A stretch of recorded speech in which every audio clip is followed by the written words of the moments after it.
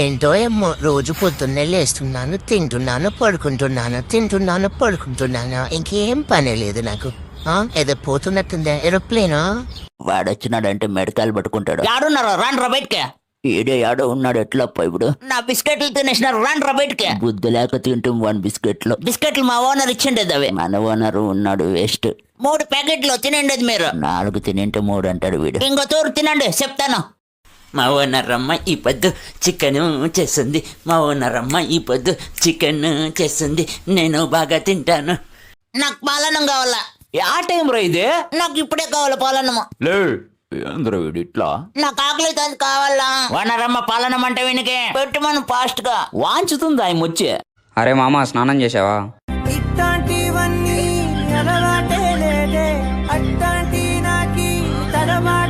విజయ్ దేవరకొండకు పెళ్ళైపోయింది, అల్లు శిరీష్ కి పెళ్ళైతుంది. నాకు మాత్రం పెళ్లి చేయాలని మా అమ్మకు ఆలోచన వస్తలేదు. నేనన్నా చూసుకుందామా అంటే బయటికి పోకుండా తలిపేస్తాడు. పోనీ వాకింగ్కి వెళ్ళినప్పుడు ఎవరు నన్ను డేట్ చేద్దామా అంటే ఇగో మా అయ్య బయట అడవులల్లా తీసుకెళ్తాడు. ఒక్క పిల్ల కనిపిస్తే ఒట్టు ప్లీజ్ మీరన్నా రికమెండ్ చేయండి రా నా పెళ్లి గురించి ఆలోచించమని.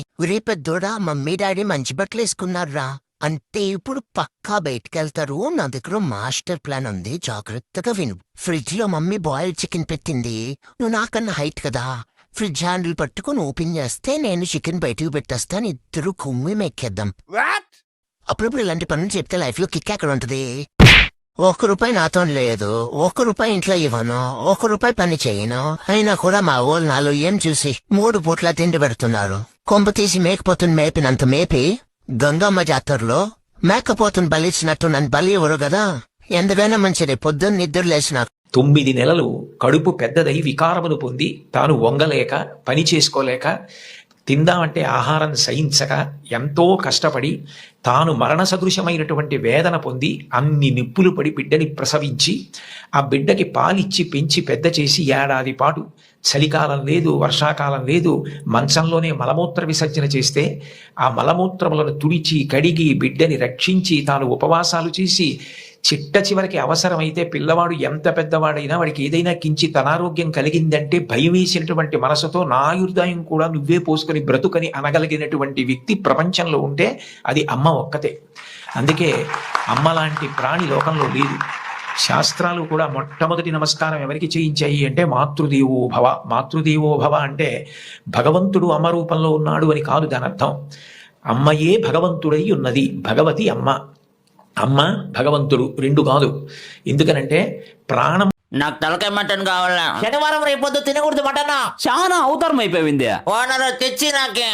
ఓనర్ అమ్మ పూజ చేస్తాంది. ఓనర్ అప్పుడు తెమ్మను తలకాయ మటన్. ఓనర్ అప్పు తెస్తే ఓనర్ అమ్మ వాంచుతుంది. అవన్నీ నాకు తెలీదు. తలకాయ మటన్ కావాలా. ఓనర్ అమ్మ ఇంట్లో నుంచి ధర్మేస్తుంది. ధర్మేంలే, నాకేం భయం లేదు. బయటికి పోతే శబ్దానమే నీకే. మన ఏ ఊరు? యమపురి. ఏ జిల్లా? జిల్లాలు లేవు సార్. జిల్లా లేవు సార్. ఈ ఫ్యాషన్ ఏంటి? మా ఊళ్ళో లేటెస్ట్ ఫ్యాషన్. మీ ఊరికి ఏ బస్ ఎక్కెళ్ళాలి? బస్ ఎక్కితే మా ఊరు వెళ్ళారండి. బస్సు కింద పడితే వెళ్తారు. కింద పడితే వెళ్తారు. వచ్చాడయ్యా కెమెరామెన్ గన్నతో రాంబాబు. వీడికి ఎవడైనా ఉద్యోగం ఇస్తే బాగుండు. ఖాళీగా ఉండి కాన్సన్ట్రేషన్ మొత్తం మా మీద పెడుతున్నాడు. ఏంద్రా ఇట్లా అయిపోయావు? ఇంట్లో ఖాళీగా ఉన్న ప్రతిసారి నా ముఖం మీద కెమెరా తీసుకొని రావడం తప్ప నీకేం పని పట్టలేదారా? అప్పుడే పనుకున్నారేమే. యాటికొస్తావా? నాకు జాగా నన్ను పిలుచుకుండా వచ్చి పనుకున్నారు మీరు. యాడిరుక్కుంటావురా నువ్వు? నేను ఈడ పనుకుంటాను, మెత్తగుంటుంది. లే లే, ఎవడ్రా వాడు? నేను ఈడ పనుకుంటాను అంత ఇరుక్కొని నాకు జాగా లేకున్నట్లు చేసినాడు. ఎంత మోసమో చూడండి. పొద్దెక్కక ముందే జాగింగ్ చేయాల. ఏంద్ర వీడు తెల్లారుజాముకి జాగింగ్ చేస్తే మంచిదే. నువ్వు కొంతమంది ఉంటారు నిద్రపోతా అంటారు. నిద్ర చావులు పనుకోండి. ఏం కాడిస్తాడు వీడు. జాగింగ్ చేసే ఫిట్నెస్. మామకి నిద్ర రాలేదురా, పంది పనుకున్నట్లు పనుకుంటాడు. ఎంత మాట వాడు.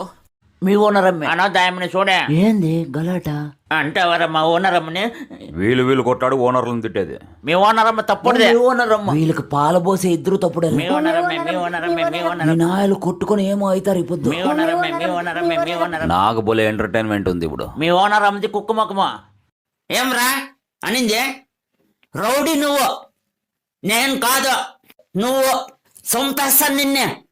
రౌడే రారా దగ్గరికి చంపుతాను. ఇందులేరు నాయళ్ళు ఏం మాట్లాడే ఇద్దరిని చంపేస్తున్నావు.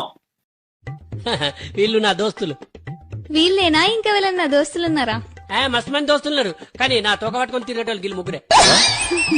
నా బతుకి వంటోడు ఒకటి తయారయ్యాడు. మొన్న ఆరెంజ్ చికెన్ అన్నాడు, నిన్న నిమ్మకాయ చికెన్ అన్నాడు, ఇవాళ బత్తాయికాయ చికెన్, దాని రేపు గంధం చికెన్, ఎల్లుండి వాడు పిండాకు చికెన్. ఏరా నీ కడుపు నొప్పి తగ్గిందా? లేదండి. నేను చెప్పినట్టు విని 7 శుక్రవారాలు 14 శనివారాలు 20 ఆదివారాలు ఉపవాసాలు చేయి, నొప్పి ఇట్టే పోతుంది. మీరు చెప్పినట్టు చేస్తే నొప్పి ఏంటండి, నేనే పోతాను.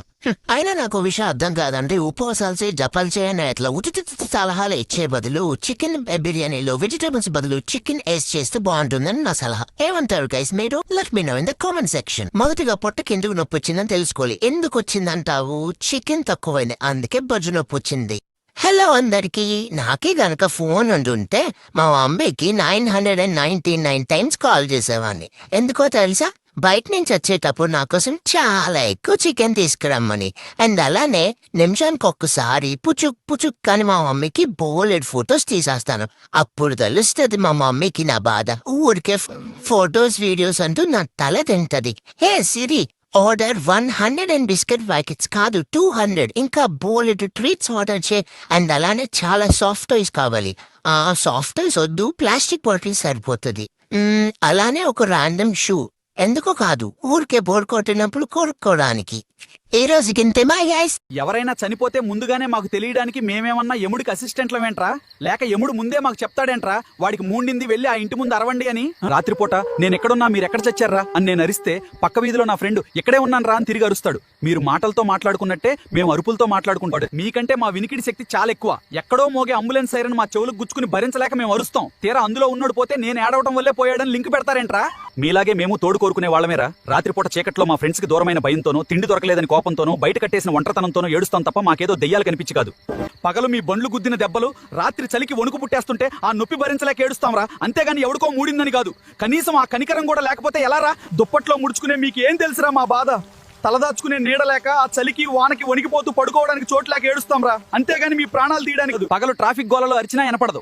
అదే రాత్రి సైలెంట్ అయ్యాక మూలిగినా మైకులో లాగా అనిపిస్తుంది.